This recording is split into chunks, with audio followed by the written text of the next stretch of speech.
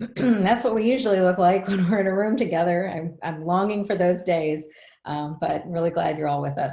I wanted to point out a couple of things that are coming up that are very relevant to what we're talking about tonight. We have a whole every Tuesday night, but these are just a few that I wanted to mention. Next Tuesday, we're going to be talking about Addiction 101, just basically how this might happen to some people, not others.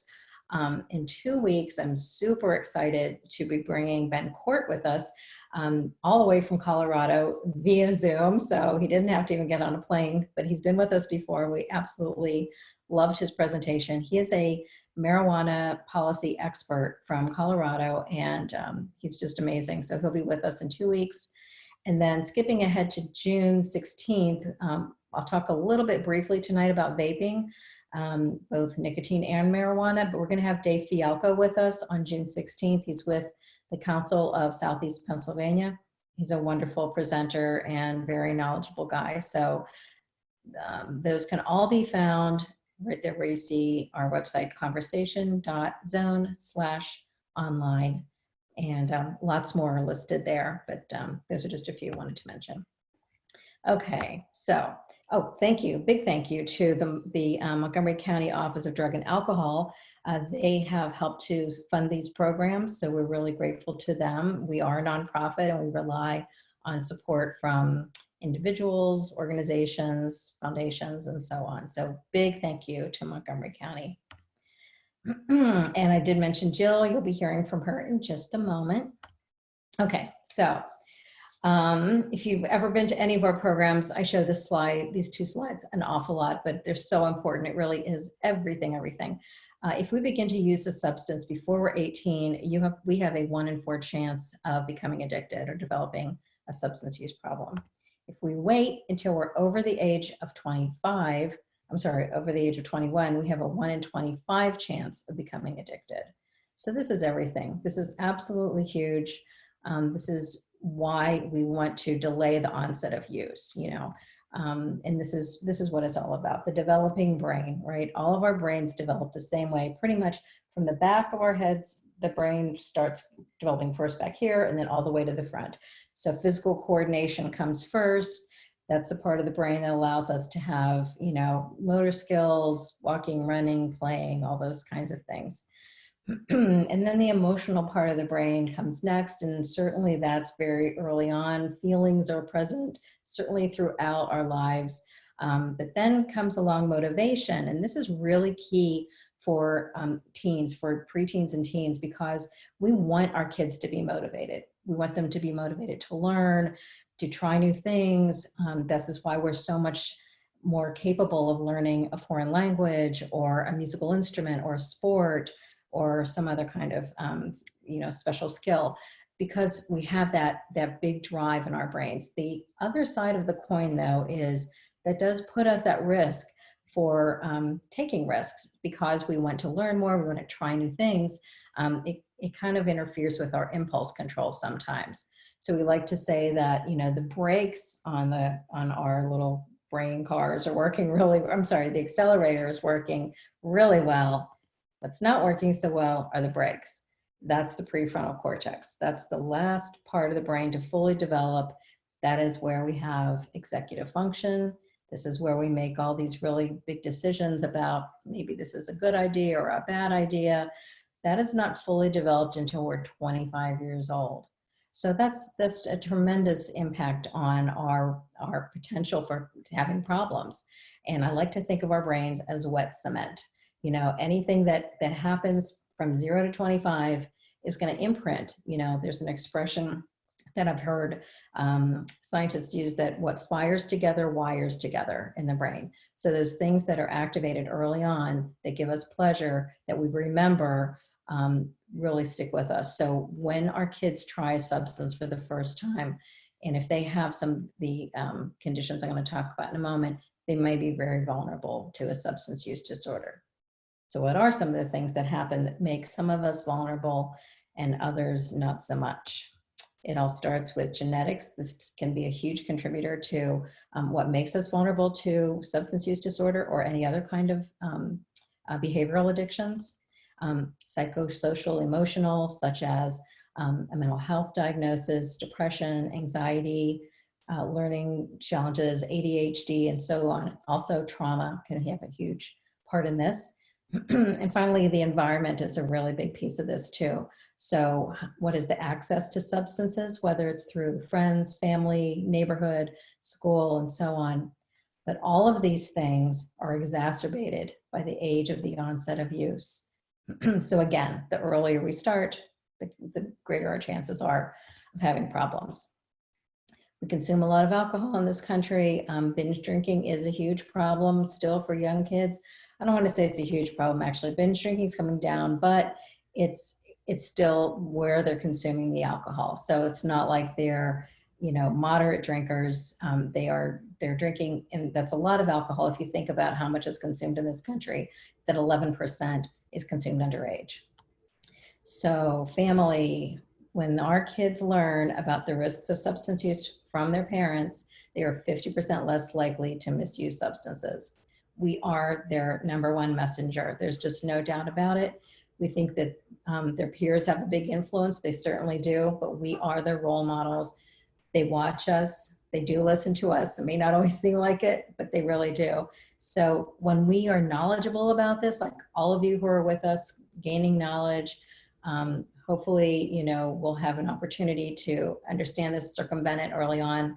And I certainly wish I knew a lot more way back when my kids were little than I do now. So if it's so important that we know all this, we want to talk regularly.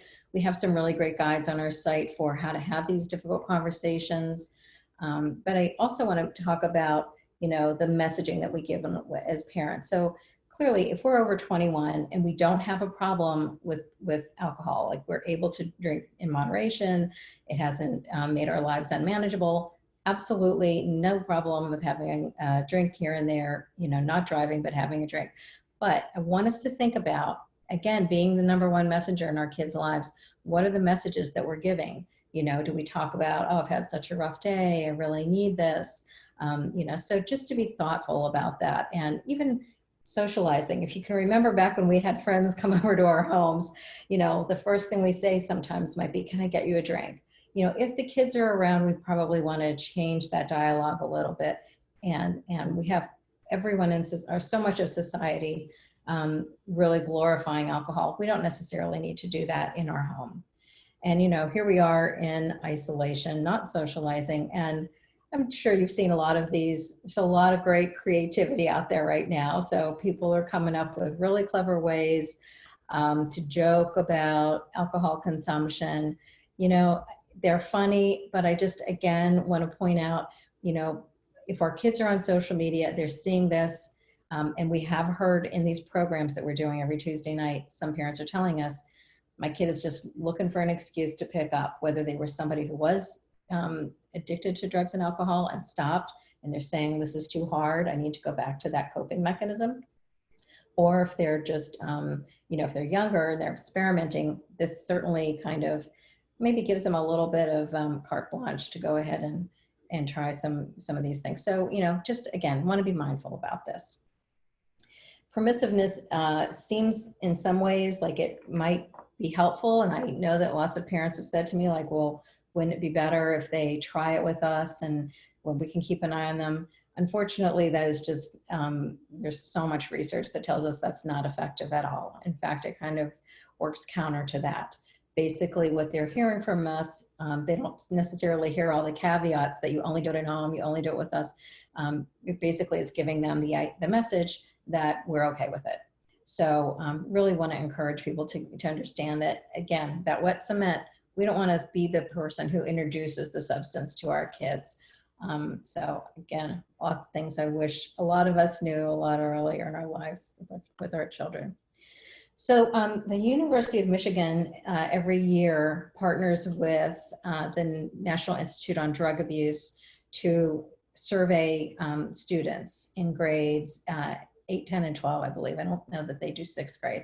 And here in Pennsylvania, we actually have the Pennsylvania Youth Survey, or PAYS, coming out very soon. I think like any day we should be getting some data from them. But this is a national survey that's done every year, and it's really fascinating. And this year, here's some good news we can start with. We can see that past year on the left here, alcohol use has been decreasing. This is looking over a 10-year period.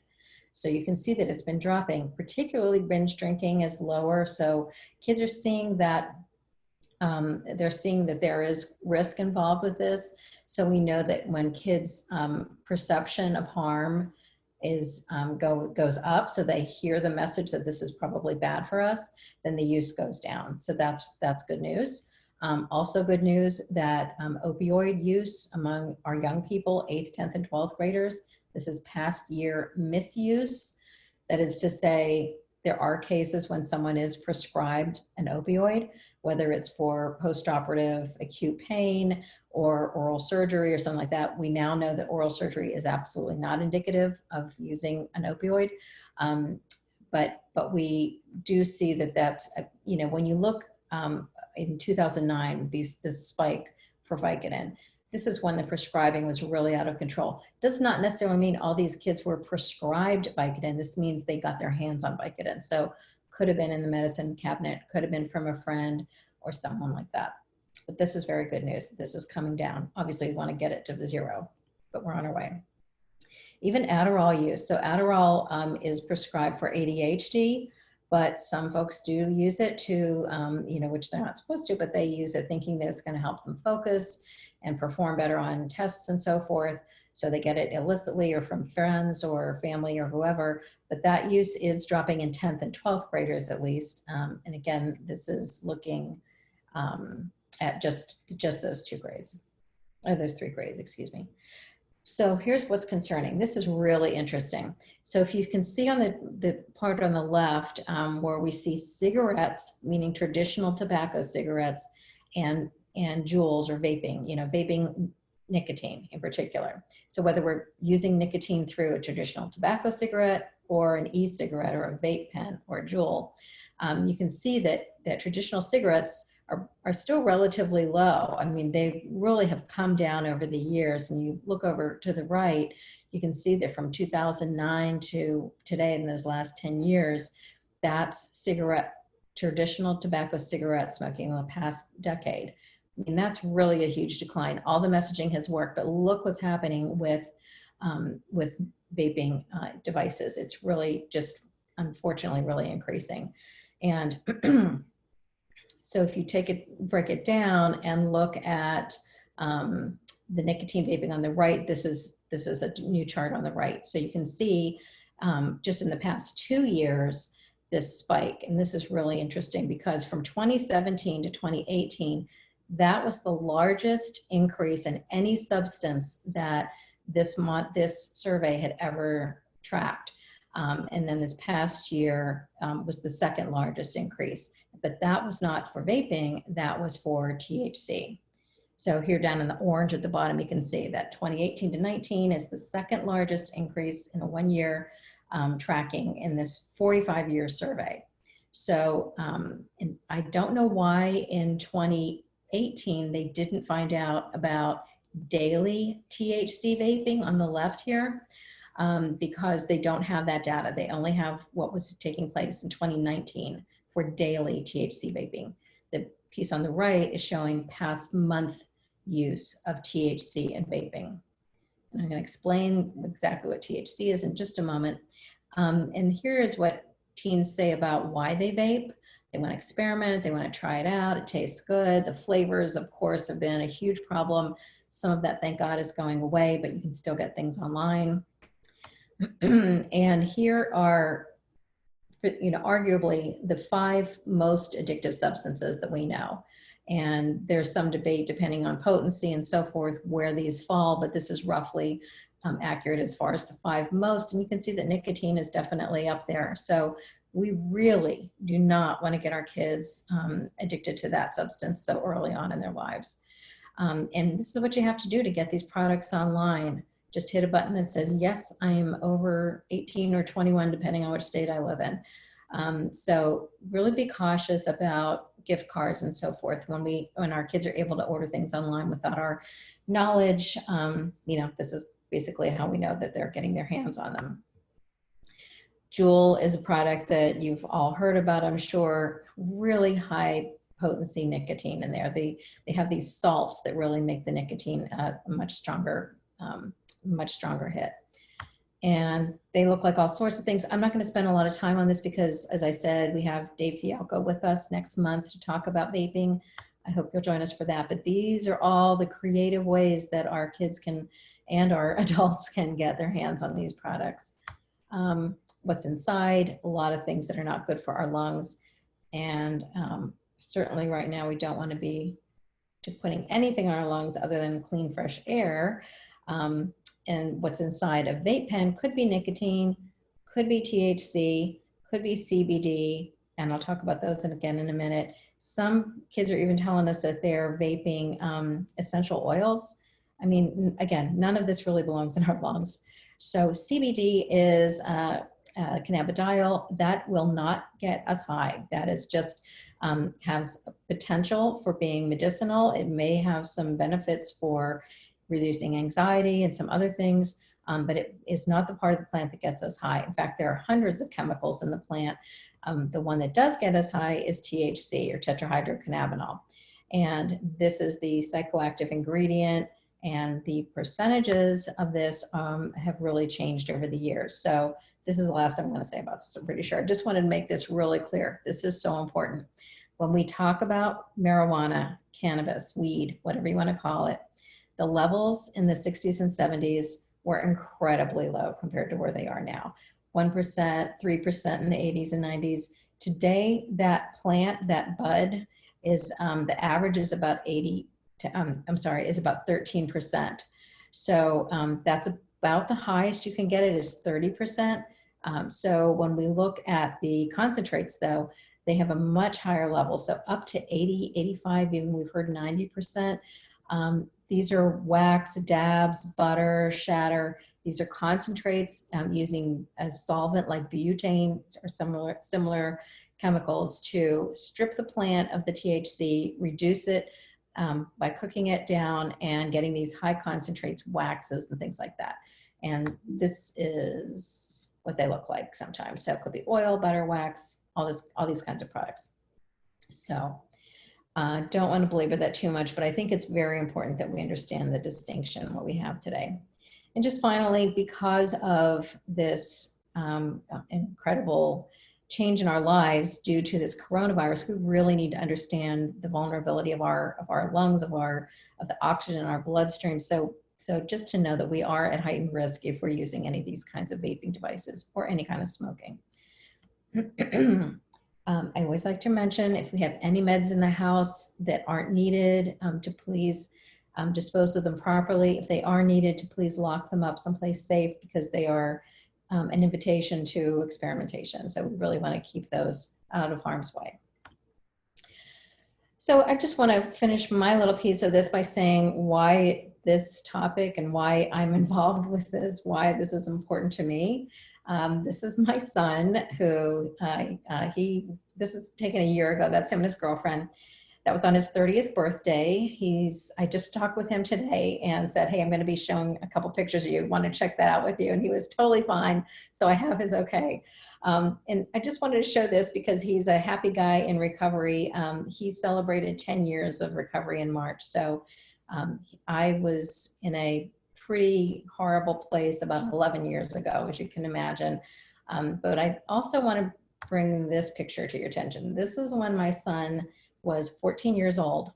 And there he was in his little outfit after being in the jazz ensemble at his middle school and with his dad and his sister. And we were at Baskin Robbins after his concert.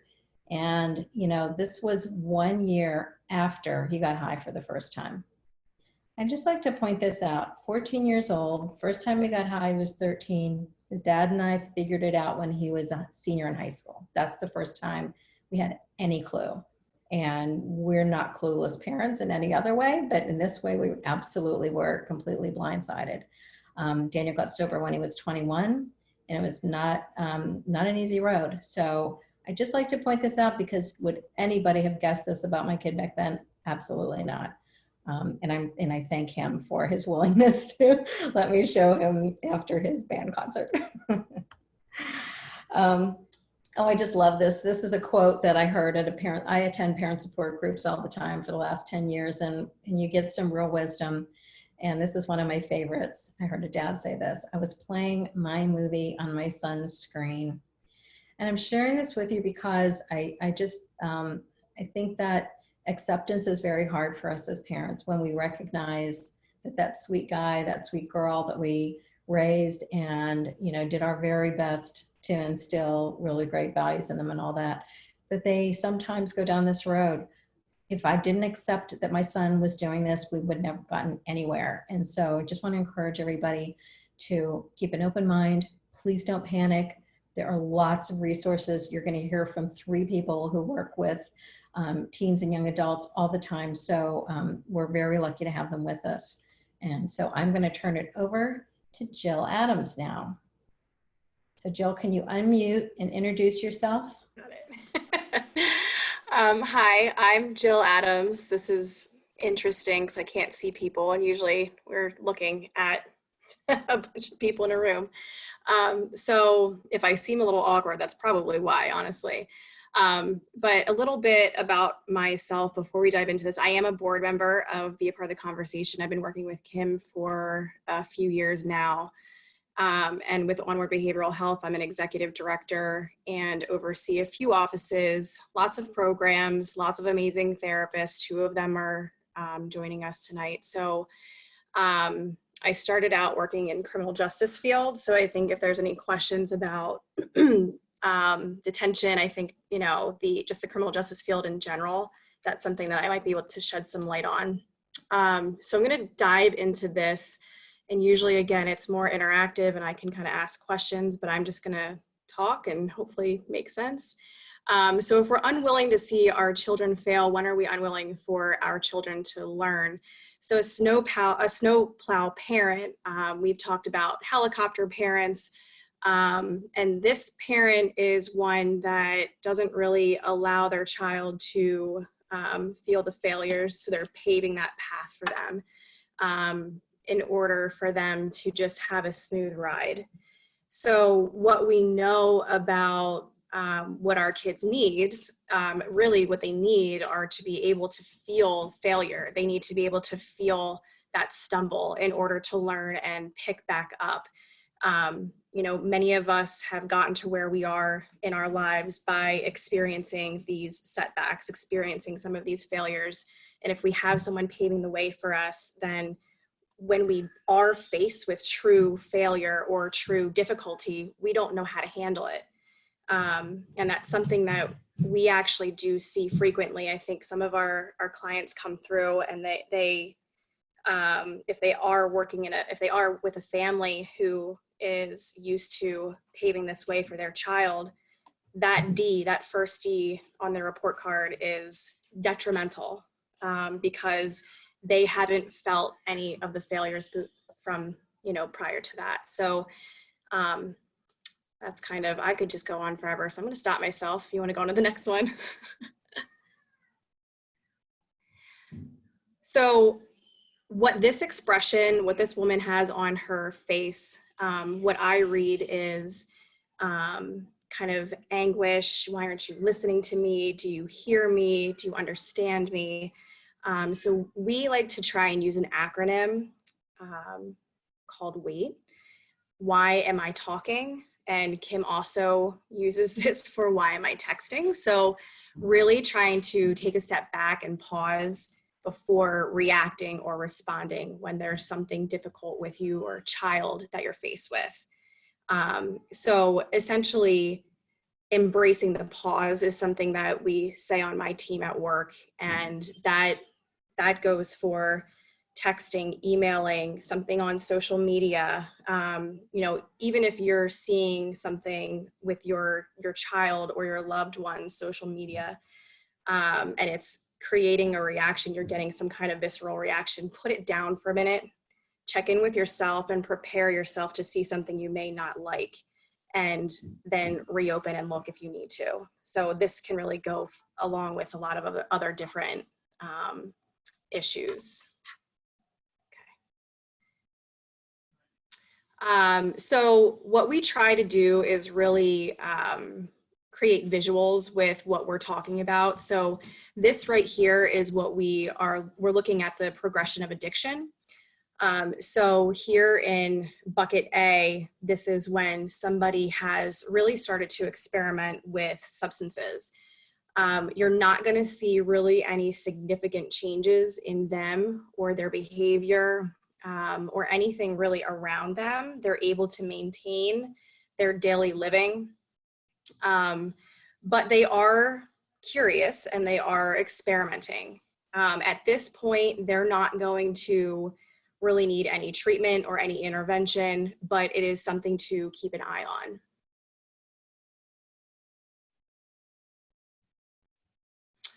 Bucket B here, this is when somebody is continuing to use despite knowing that there could be potential consequences for their use. So this is a time to really take a look at what is happening with your loved one, have a conversation with them, express how you're feeling and your concerns, what you're noticing. So something that's really valuable is to be able to explain what you're observing. So this is observable behavior, and follow that with how you're feeling about what you're observing, and have an honest discussion about it. You might at this point see some changes. So there might be some lack of follow through with school or work.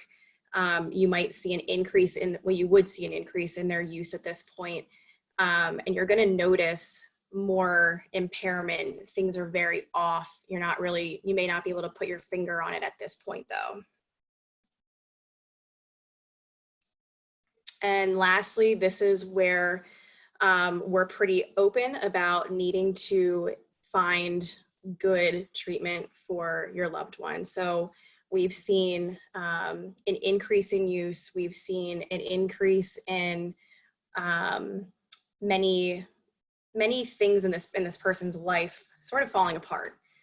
So this could mean legal consequences. This could mean losing a job, getting kicked out of school, being suspended, having drugs at school or on site, anything really along those lines. Those consequences just really increased big time.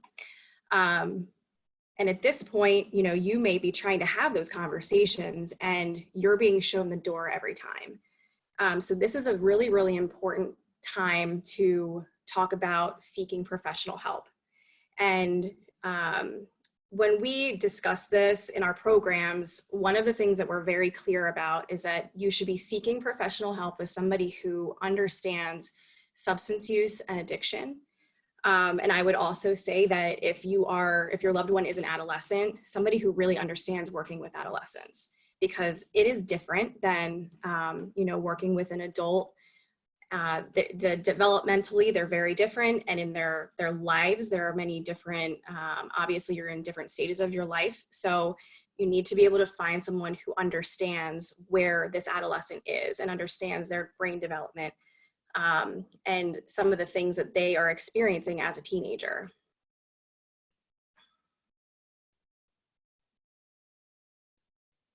So really briefly, another visual for everybody. This toolbox really kind of like runs the gamut of what you may want to have in your toolbox when looking at the progression for somebody. So at the bottom, when we have more of the experimentation, are we trying to take a look at our family traditions? What are we doing as a family in order to stay connected? So we might be seeing that this is falling off a little bit. And one of the things that in talking about this topic that comes up for me is the progression of the decline in the relationship or the strength of the relationship within the family system. So it kind of goes along with the progression of addiction and sort of how things build up. So we don't come into a situation like this overnight. So that's sort of what I mean by that.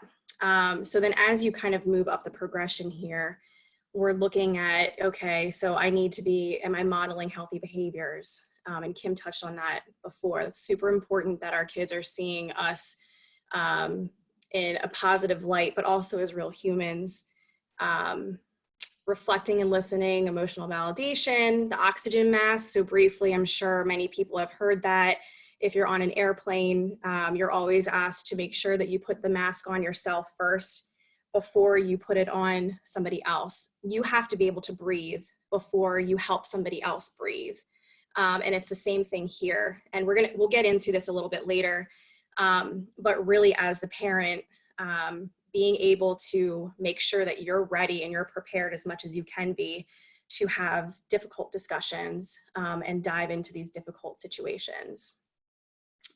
We talked about the WAIT acronym.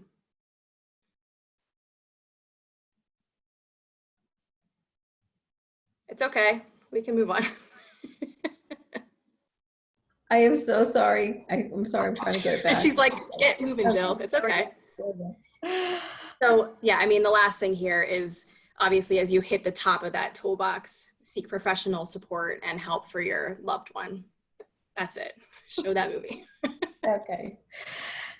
Here's just a little, hang on one second. Here's a little video clip. I love this. It's very, very short. It's from Partnership for Drug-Free Kids. And just kind of, I think it says it all about some of the conversations I probably had and maybe some of you have had.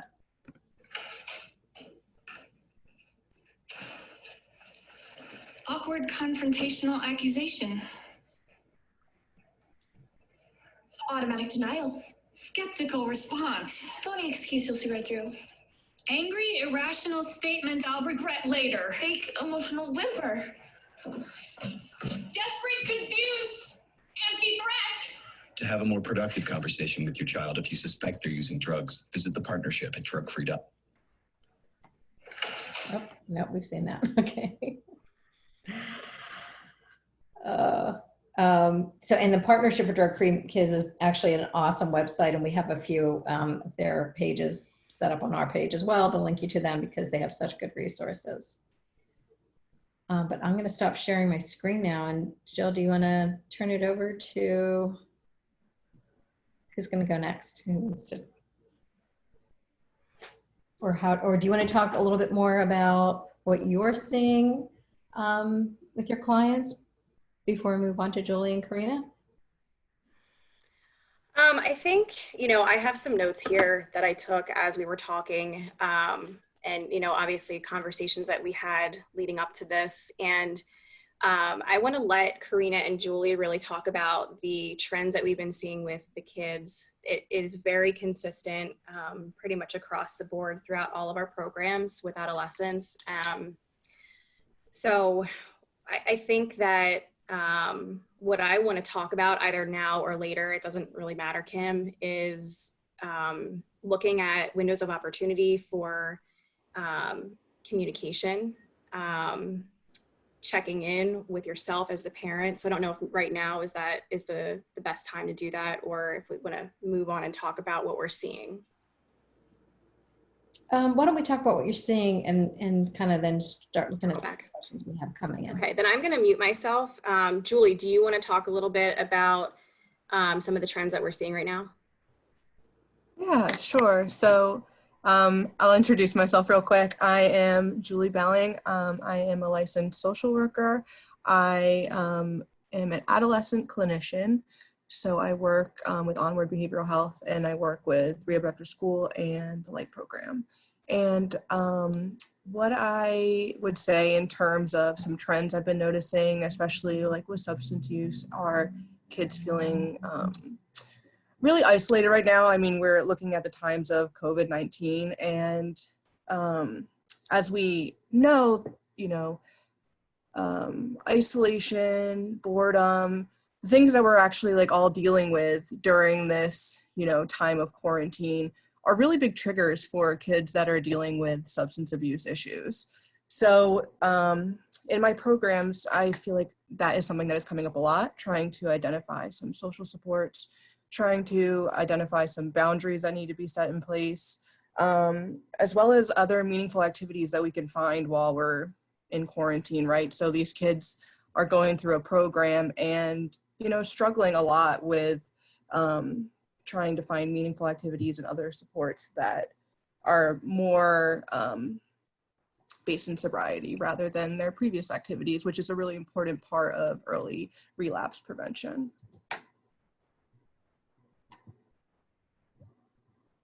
I don't know if Karina, if you wanted to say a little bit more about like what you've been seeing on your like level of care.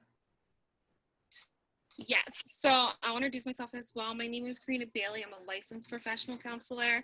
I am one of the clinicians in the adolescent partial program at Onward, the Lansdale location. And so for the most part, we do get a lot of kids who come in and say that they are like, their usage as like for fun or like it helps with their anxiety. But then it goes against it's helping with your anxiety, but you're still rating that you have this crazy high anxiety every day. Why is that? What other coping skills do you have? I don't have any other coping skills. This is my only coping skill.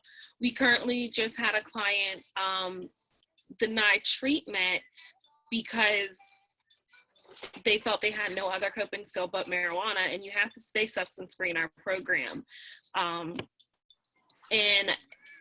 it was also difficult because the parents were very much so like giving in, and they basically were going along with them of like, you know, this is their only coping skill. Like, what are we supposed to do if they don't use this as a coping skill? And it's like, well, as a parent, we're trying to encourage you to, you know, encourage your kids to stop using because you're saying the uses is causing all this depression and all these other things, but you're not stepping up to the plate. You want that to be our job. And then at that point, that also takes the ball out of your court and puts it in ours, because then the kid will then not necessarily hear or understand what you're saying when it comes to try to set those ground rules. Mm-hmm. And a great kind of connection or an additional part of that is, you know, I did his intake appointment, and during his intake appointment, he decided to vape during the appointment. And I think that's like a really great opportunity for me, like as a clinician, to kind of intervene and begin to set those boundaries, seeing that behavior. I mean, you know, they're not little kids, but they still crave boundaries. I mean, we all do. We all want routine. We all want schedule. But then, you know, I follow through with those boundaries, and then he's doing it in front of his parent constantly, you know, and it's, I think when it comes to those boundaries, it can feel harsh or it can feel hard setting them. It can feel like, you know, like Karina was saying, like, oh, well, he's doing this to make himself feel better. And when you're dealing with a kid who is also at the same time dealing with severe depression and anxiety, I can empathize with that, with wanting, you know, anything that will make your child feel better, right? But if us, you know, in the therapeutic standpoint are trying to set boundaries and that's not being followed through in the home, you know, we know that parents are the like most important factor in adolescent success and treatment. So if like the families are not engaged, if they're not following through, you know, how are we going to set the tone for this child? And I guess my point around that too is that boundaries aren't necessarily something that is a punishment. I always view it as an act of love and kindness. And that comes from Brene Brown, if you've ever heard her talk about boundaries. And I love to use that perspective, is that can we truly like love and be kind to someone if they are pushing our boundaries, right? And we become resentful, we become accusatory, we become, you know, we become like kind of like we're always searching for something to be wrong. So setting those boundaries is really important. And I think that's a really helpful perspective to take on that, is that you're doing it out of love and kindness.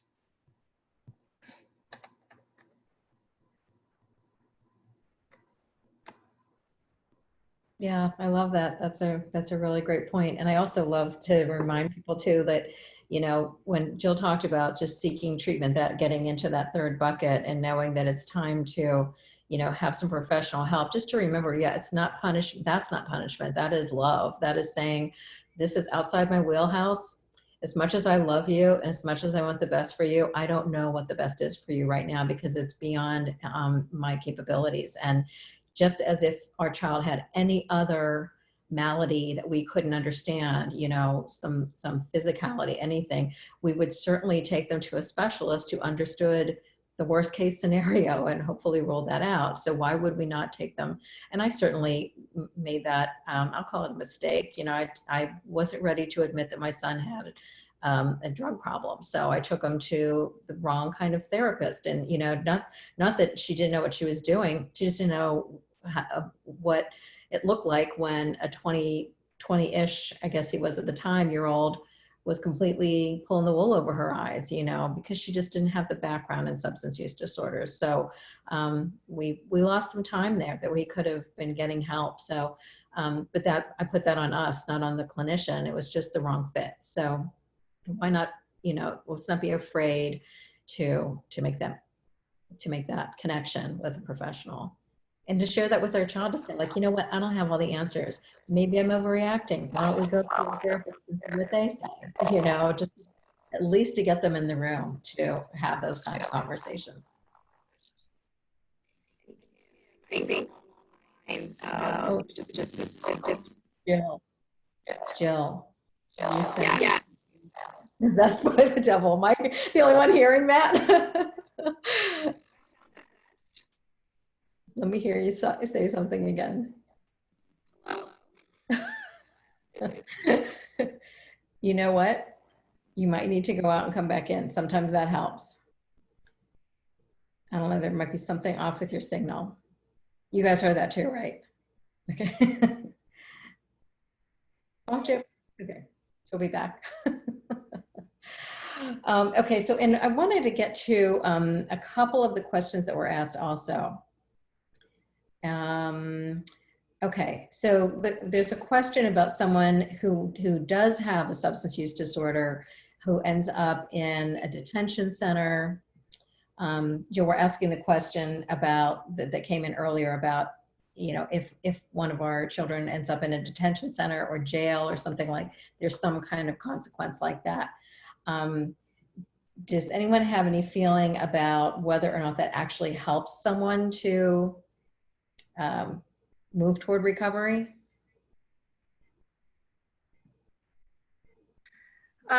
So this was one that, you know, when we were reviewing these beforehand, having worked in the juvenile justice system myself and having experience with the criminal justice system, I have definitely seen some people go into the system. So whether it's jail or it's a detention center, or even drug court. So I think drug court, you know, it's there because it's helpful. For some people, that is what gets them sober. The use of detention and the use of jail or a facility similar to that really can give somebody the timeout that they might need. And so what we know about, you know, using substances and what it does to the brain, it really wears on the brain so much that somebody, you know, they can get clean, but they're still not thinking clearly. They're still not making decisions that they would typically make if they were of their right mind or their healthy mind. So if jail or being in a detention center for a period of time is what allows somebody to have that time out for their brain to have that time out, then that can be a very good thing. It allows some healing, some better connectivity. It allows that person to go through everything that they might need to go through to start seeing things a little bit more clearly. So, you know, I think that sometimes it's obviously not an easy way to go into the path of recovery or start your path of recovery. But it has been helpful for some people. And the reality is that, you know, depending on how deep somebody is into their own addiction, the consequence that they're paying for crimes that are committed while they're under the influence, you know, that the time adds up with that. And we understand that they were not thinking with their right mind or with their healthy mind when they committed these crimes. So I think that, again, it's a timeout for that brain that they may not have had if they didn't commit a crime while they were under the influence. And I'm not talking about getting arrested for possession. I'm talking about a crime committed while under the influence, outside of possession of a substance. So that's my take on it. And, you know, I have many personal and professional stories, experiences with that. You know, but I will also say that because somebody goes into a detention facility or a jail system, the first time doesn't mean that they're going to come out and, you know, they're going to be on their road to recovery. That's not the way this works often, unfortunately. But I do think that even if they're in there for a longer stint of time, that can give them that break. So it's an unfortunate way to have to start your recovery. Right. And I think too, you know, we have to, there are so many different scenarios in that regard, you know, so if we've exhausted all of our resources on lawyers and court fee, you know, all that kind of stuff, then obviously we've kind of really gone too far in that direction. But I was certainly there. My son had a couple of pretty minor things that went on, and we did hire lawyers. Again, we didn't know anything we knew the tip of the iceberg of what we were dealing with.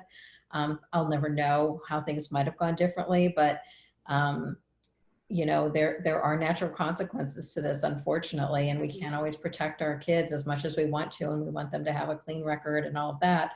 You know, there's a lot at stake here. So it really depends on so many, I think, different situations.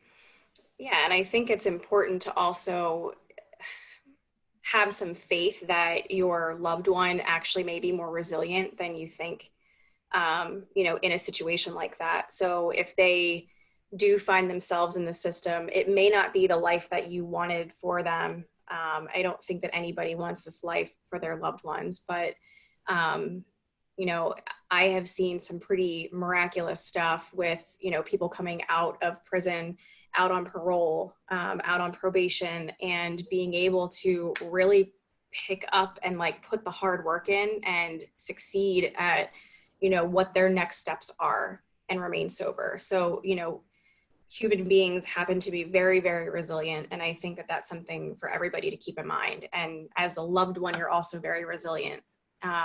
And able to pick up those pieces. It is possible. Right. Thanks. So if anyone out there has any questions for us, we would love for you to ask them either through the Q&A or the chat boxes on your device. And in the meantime, I just want to ask you guys too, if you can talk a little bit about,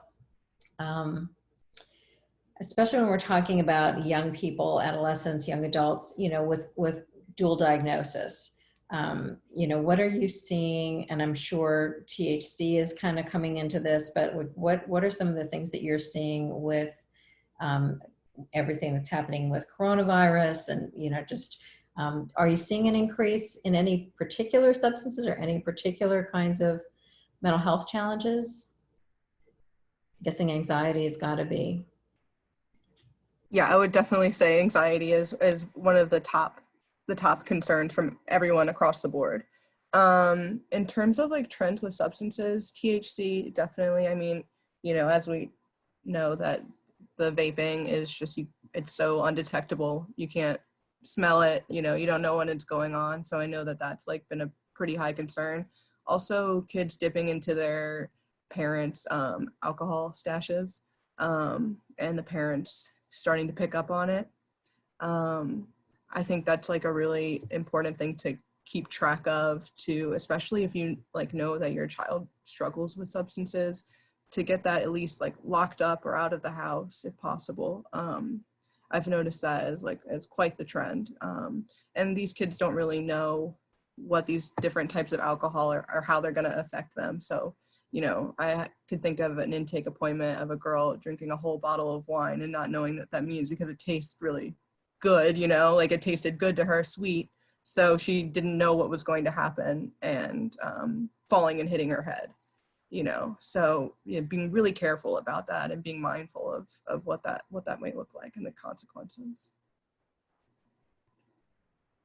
I think with partial, we're finding that a lot of kids are saying that being quarantined is less stressful for them because they don't have to face those regular everyday anxieties that they would have to face of like having conversations with with people, having to go out somewhere, having to do something.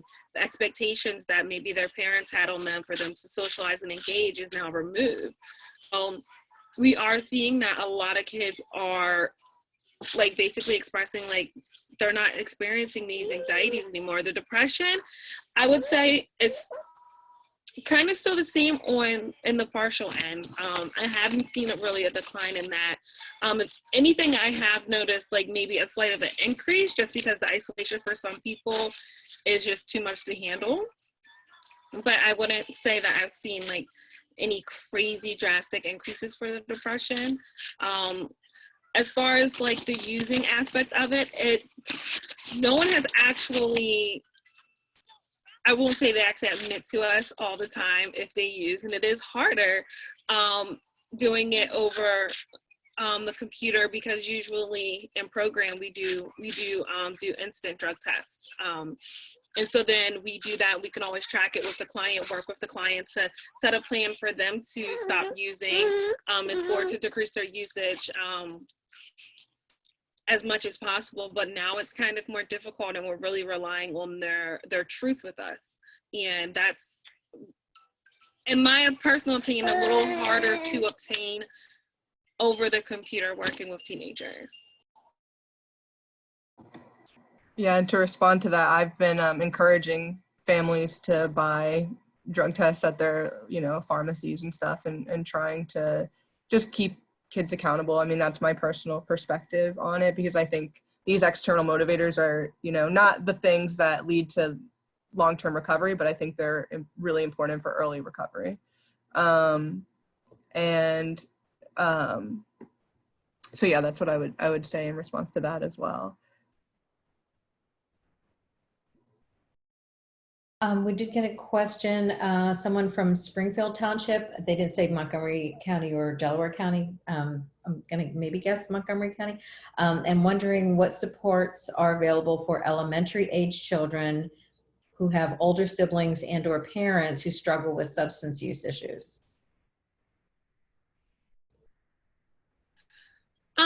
I know, I can't remember the name of the school, but there is a lot of schools have like I think it's called NAMI or something like that, to help with kids and their parents who have siblings or who have a parent that has that's experiencing any type of drug and alcohol.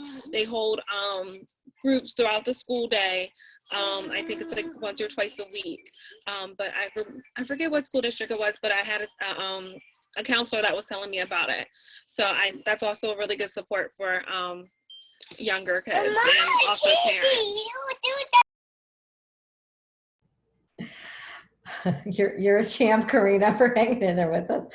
And I know, if they're talking about elementary age children, I'm not sure about that, but I will just make a comment quickly that if you are, I think if the teen is at least 16 years old, no, maybe it's younger, maybe it's 13 years old, Alateen. I don't know if anybody knows what the entry age is for that. Is it 13, Jill? Do you know? Or Julie? I think it's 13. If it's not 13, I would say it's 14. But they through 18, that is a really amazing resource for teens who have a sibling and a parent, a friend, anything that has a substance use disorder. It's kind of like Al-Anon and Nar-Anon, but for teenagers. There's also Narateen. And I know there's a Narateen meeting in, I'm going to say Willow Grove. I think it's right there. And there are definitely some Alateen meetings as well. But for the little ones, I think also there's I'm trying to think of the family group. I'm blanking on it right now, but there are some I know that work with kids. And we might have some people actually who are participants who might be able to answer that question. I'm going to keep an eye out. Oh, SAP program. Yes, thank you. I was going to say student assistants, reaching out to guidance counselors, school counselors. They would be able to directly connect you with resources for a child in elementary school. And Alateen start age would be some will take 12-year-olds, some will take 13-year-olds. Yeah, I think that so NAMI is more geared towards the mental health support groups, but I definitely think that it's worth looking into either NAMI, it's NAMI, or again using the resources within the school district. It's always a good place to start. I've found is working with that school counselor. And I just added to the chat, I just looked it up real quickly because I couldn't remember. Child and Family Focus, I think, is another program that might be a good resource for families with young kids who need that kind of support. So I just sent that website on the chat. The county websites also will have some resources too. Okay, great. Here's a question. My son will be coming home from a residential treatment center in a month. He has been away since the beginning of August. What kind of supports should we utilize when he gets home? And how important are 12-step meetings and a sponsor?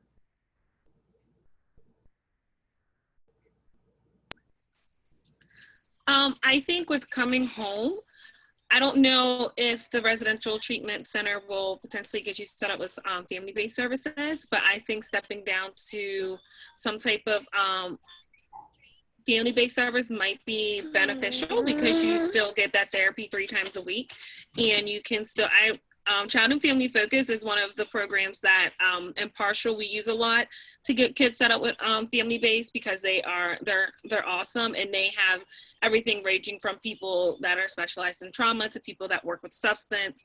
So that would be a really good next step coming out of residential, because it is another 8 months, but it's a little different, whereas you have a team of 2, someone that's going to work individually with the kids, someone to work individually with each parent, and then together they bring you guys all together to have a family session,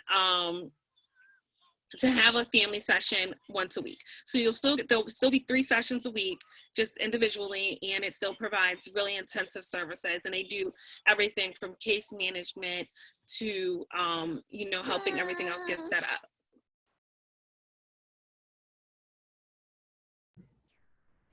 And I would certainly add too, they asked also about 12-step programs. The 12-step programs are amazing. They've been around since 1935, starting with Alcoholics Anonymous. Certainly they are not for everybody. I know that particularly teenagers can struggle with that, with the whole concept. It's a rather abstract concept, but parents can work with whoever the clinician is whoever's working with the loved one now in treatment. When they're released from treatment, then hopefully there's going to be an aftercare plan, and the parents can work with that person to determine, what their boundaries are. I think that's, from the parent perspective, that's absolutely essential. So if it's my requirement for you to come back into my home, particularly if we have somebody over 18 that we don't necessarily feel required to house, but if we're going to house them, then we can certainly say, here's some parameters that are going to make me feel comfortable. You need to go to a meeting and get a sponsor or something like that. And then you have that discussion before they're discharged from treatment, hopefully. And also, parents, please take care of yourselves, and you attend meetings for sure. There are 12-step programs for us, like Al-Anon and Nar-Anon. And there are also these parent support group meetings that I'm always cheerleading about, because they just are amazing, and we need each other to help figure this stuff out. But, and there are many pathways to recovery. And that's actually a program that we host at the end of every month. And there's Smart Recovery, there's Recovery Dharma that's Buddhist based. There are so many ways: ongoing treatment, therapy, outpatient, intensive outpatient, partial, whatever is needed to step down. As Karina was saying, there's so many ways to stay. And then online meetings, AA, NA, all of them have online meetings right now. So while there are lots of excuses out there for I just don't feel connected, there's no excuse to not at least get on a phone and listen into a meeting or something, just to feel some kind of connection to support. Kim, I was in reference to the 12-step meetings, I was going to basically say, as the parent, work with your child on just kind of getting educated on what sort of sober supports there are. Sorry, that's my daughter screaming for me at the top. Sorry. So if they are able to, sorry, I'm like super distracted by, she's trying to get through the cat door to the basement. Um, so basically if there is an understanding of what's available, you know, there are a lot of other resources outside of 12-step meetings, although they are very effective. I would say if there's any like trauma, this, you know, a lot of teenage females going into a 12-step meeting physically can really not be safe, may not be healthy, even if they don't have trauma. It just may not be the best idea unless they're able to go with somebody to support them as well. So checking out the online 12-step meetings, if there is an interest in that, is a really good way to like get your foot in the door to see just how you like it, test it out. And if it's something that feels like you might want to do in person, then, you know, take that step. But I think there needs to be a lot of conversations ahead of time about appropriateness of relationships that are formed for an adolescent there. Julie, is there anything you wanted to add to that? Yeah, in terms, I think just like the aftercare, making sure that like advocating, you know, that the aftercare plan is solid before leaving residential, so you're not, you know, your child's not feeling stranded, you're not feeling stranded. Just having a contact person that can connect you to, you know, different supports, kind of determining what level of care they need.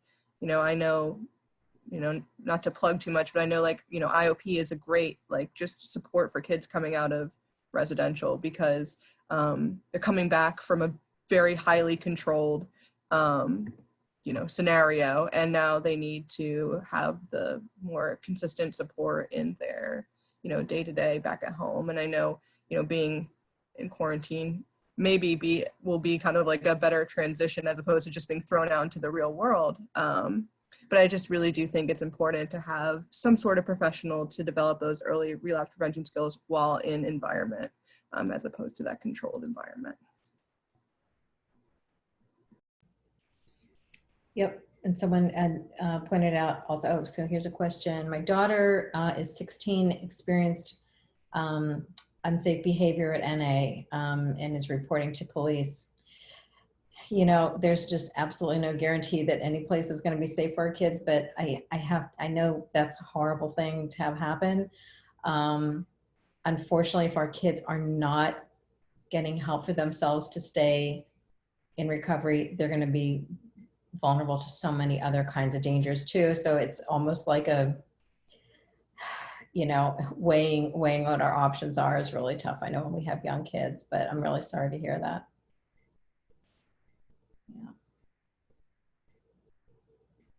Are there groups just for teens? So I mentioned Alateen earlier. I believe that Alateen is actually also an appropriate place for a teen in early recovery to be. Do you guys know much about the boundaries around that? What I was just going to say is I know that I have been able to find AA groups that are, you know, for teens that like meet once a week. I could not think of them off the top of my head right now, but I know if you access, you know, the website, you can find the teen support, and those are typically once a week. So are you, Julie, were you talking about 12-step meetings just for the young Yes. people's meetings? Yeah, so there are young people's meetings. Sometimes they will have like early 20s, people in their early 20s in those meetings. So that could be touch and go as well. But I think, Kim, I don't think that Alateen is going to kick somebody out because they're the one that's seeking recovery. I think that it's, you know, it's support based. So it's definitely worth a shot and worth a try. But again, I really want to stress that like a 12-step meeting is not the only thing that's going to help somebody and support them in their recovery or trying to gain some sobriety here. So I know that like outpatient groups, which is actually incorporating therapy while connecting with your peers, you know, other group therapy methods as well. So again, you're getting that piece of therapy, but also the online options for kids. There are so many different resources out there. And I know Kim, before, actually when all of this stuff started, you posted a ton of things on the website, a ton of online resources for anybody struggling and needing to connect. So I think that utilizing those supports is really important, and also working with your child to sort of learn about other ways that they can get, well, you know, the natural high, right? So like other ways that they can really experience what they're trying to achieve when they're using something that gets them motivated, something that gets them excited, and allowing them to have some space to explore those options. And then also looking at other ways of developing sober supports for them. It does not have to be a 12-step meeting. I mean, I have definitely had some kids come back and say, wow, never doing that again, you know, and I think that that's their prerogative. I've had other clients, young ones as well, who have been very happy with their experience. And I think sometimes it's also good to vet the group that they're going to, if it is a 12-step meeting. So what do you know about other people that have gone to these meetings? So that's another thing to kind of keep in mind, but definitely sorry to hear that you're having to move in that direction for your daughter. That's very unfortunate. Right, and again, a lot of schools that do have SAP well, they should all have SAP programs of some sort, but they might even have some groups that are meeting for kids who are in recovery. Not all schools do that, but some do, I believe. And you know, Joe, you made a really good point about the online stuff. That is one way that we absolutely can feel safe, is we're in our home, you know. So even in the future, if they're feeling vulnerable to a particular meeting or something, and they like NA and they want to continue with that, that might be an alternative to at least stay connected. And this same parent is writing back, she's so isolated now because she's committed to her sobriety, but has no peers because they were all using, and she's cut herself off from them, even on social media. How can I help her develop sober supports in online but local groups so she can connect with them post-corona also? It's a great question. Julie, do you want to touch on this? Because this is actually something that we specifically talked about with some of the struggles or dynamics that you're looking at with some of your clients too. So yeah, I mean, this is, I mean, a big one, right? Trying to find those new sober supports when especially all of your friends were using beforehand and feeling really alone. This is a thing I'm seeing constantly. So in terms of like how to go about this, one thing that I have been doing is having, you know, people I work with tap into, you know, their own just like normal social life and looking into their social environment and seeing if they do have any friends or acquaintances or someone from school that does live this lifestyle already. So I'm having people tap into that, cousins, I mean, or other like family members. You know, addiction typically runs in families, so there is typically someone in the family that is in recovery. I think that's really helpful, just having a role model in that kind of way. And then just like outpatient groups, like therapeutic outpatient groups that can help support and build a community if we're looking outside of like the 12-step meetings. But of course, you know, those young people's meetings are online as well, and a place for support. And, you know, I would just say like looking into with your child into their you know, their acquaintances as opposed to like their friends, and seeing what they can build from there, because I think that's really scary for teens, is like building those kind of relationships. And I work with kids with that are struggling with that and trying to just basic social skills of how to do that in this quarantine, because they're not just going to like FaceTime those people, right? So maybe utilizing Snapchat or just like ways to get their foot in the door with these new people.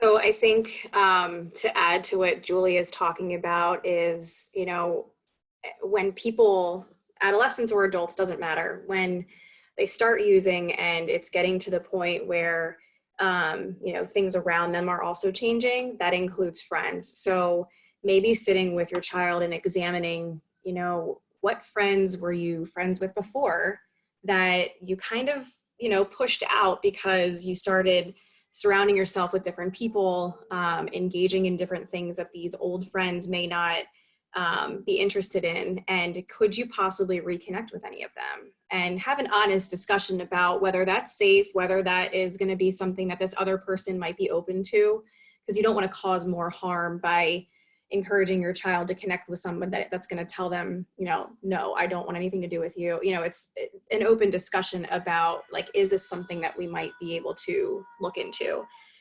Family members that maybe they haven't connected to in a long time.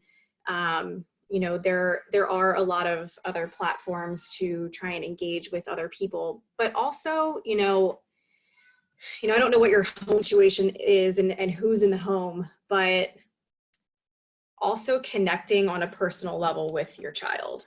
And what are you doing, or what could you be doing to get to know them more right now and have that, that social connection with your own child, and try to engage with them.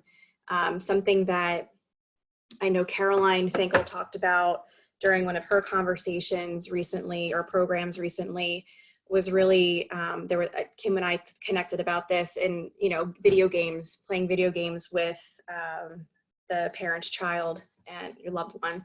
So it might not be something that you're super interested in. I'm not sure any of us would be really doing so hot with, I don't know what people are playing now. I like Sonic the Hedgehog is my thing, so I don't know.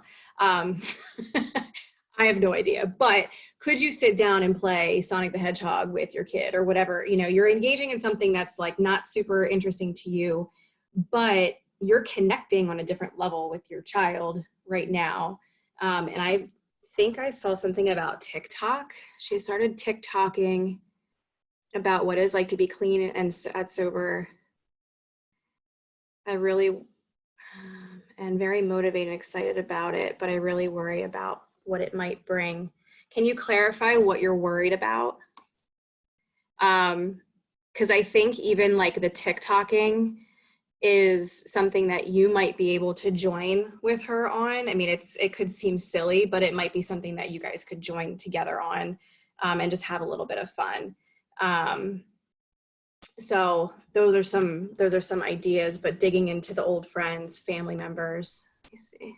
Yeah, and she's saying that she is very connected with her daughter, constantly engaged, but just wanting something more.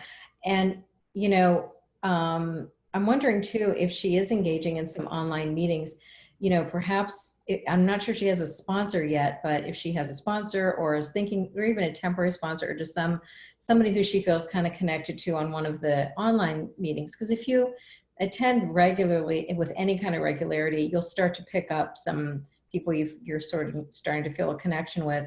Maybe having like a one-on-one Zoom, or FaceTime or something like that with that person will help you to feel connected, get to know them a little better. If she's feeling even possibly in a place to reach out for a sponsor, if that's something she's interested in, this is a great time to do step work. It's like there's lots of time to dig down and do that kind of work, if you find the right person. She has a great sponsor who is mom's age, but she needs teen interaction. She has expressed how she's really craving that. I wonder if the sponsor knows of any teens in the program who she could connect her with.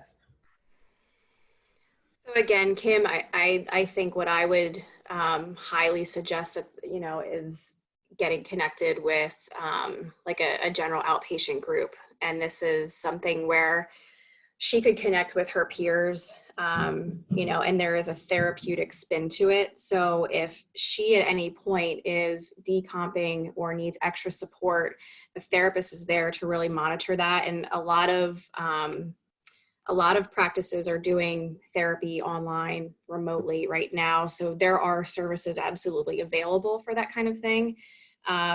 So I would say that that's something that is a pretty quick and easy thing to find. I say that, I should take that back. it's not that way for all of our parents. So I would make that recommendation, because at that level, at least, you know, there's somebody trained who's monitoring the conversations, and they're connecting with their peers and sharing ideas. Great. Well, thank goodness she's at least working on it and trying so hard. I give her a lot of credit for that. It's not an easy time for them. So, and Mom, just a reminder, I'm going to say it again, get connected yourself too if you haven't already. Take care of yourself as well. I don't think I see any new questions coming in. I wonder if we could kind of go around and each share a little something that might be, oh, wait, here's something new, sorry. Oh, this is nice. You're all very impressive and knowledgeable, and I appreciate the time and experience you have shared with us. I'm a school nurse for the past 10 years, 7 at the high school level, and have 2 teens. In my prior life, I worked in inpatient mental health and residential care, mostly for adolescents. I also worked in utilization review for Keystone Personal Choice, IBC, with many mental health and substance use treatment providers. Hearing you speak tonight was a fantastic update and so timely. The biggest problem we see at the high school is students denying use and parents minimizing or denying seriousness of use. And thank you for your tremendous work. You guys want to comment about minimizing? Yes. Nobody has any experience. Yeah, so I think that's what, hi honey, I'm gonna have a visitor. I'm gonna apologize in advance. She's no longer trying to get through the cat door. Do you wanna come sit with me? Okay, so I think that is something that we are absolutely experiencing. And for me, I have like certain pockets of situations that we see. And one of them is definitely the concern of the parent who's really struggling to get their child into treatment. They know they need it. They want to be there to support it, and they're just really struggling. And what does that communication look like? And then there is, on the other end of the spectrum, the client or the child who is denying use, but clearly using, like clearly struggling. So, and maybe, can you give me a minute, baby? Here, you know what? You can have this.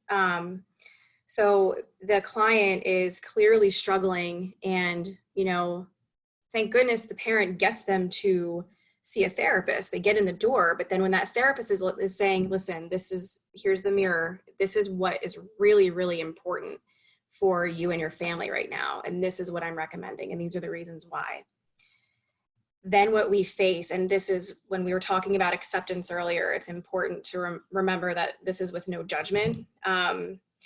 I think there's a lot of fear that happens with these discussions with parents, you know, and what this stuff means for them and their child. But we're faced with, there's nothing wrong with my kid.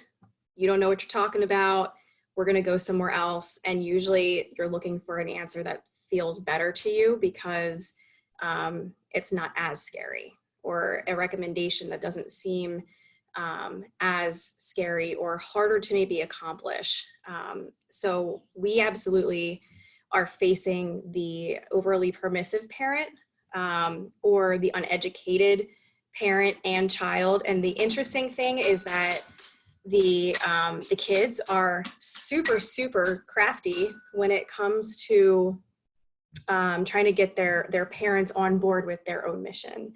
And Kim, she says often, you know, why are you listening to this person right now? Like they're not thinking clearly, and right now you're joining with them, and this isn't going to get better until you're able to see things from a different perspective. So I absolutely agree that we're faced with that right now. And I think that a lot of the awesome parents that we have joining us are on the other end of the spectrum, where they're trying to fight their kid tooth and nail to get them into services. I just shared my cell phone with her because as I said to her, please share my contact info, because sometimes it can just be like, would you like to talk to another parent who's had similar experience? Because, you know, when they're facing the school, they want the school to see, I know I did want my kids' school to see my kids in the best possible light.